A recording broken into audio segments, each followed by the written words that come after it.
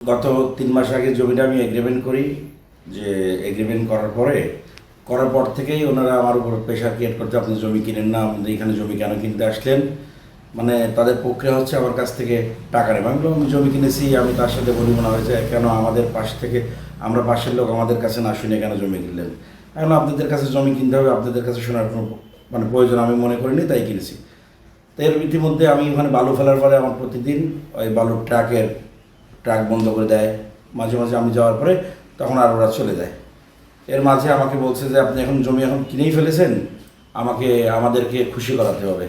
খুশি কি বলে, আপনাদের আমাদেরকে 2 লক্ষ টাকা দিতে হবে, নাহলে পরে আমি এখানে বালু ফেলতে দেবো না। আমি বললাম যে আমি কাউকে টাকা দিয়ে বালু ফেলবো না।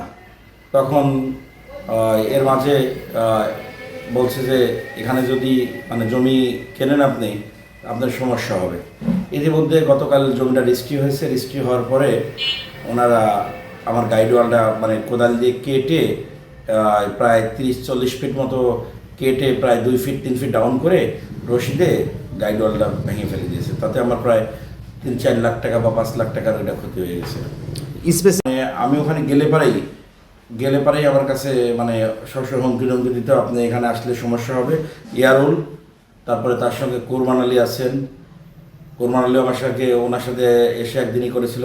আদম এবং সুমন নামে একজন, তারা সবাই জমির আশপাশের পাশ আলে এবং এলাকার একটু মস্তান টাইপের লোক।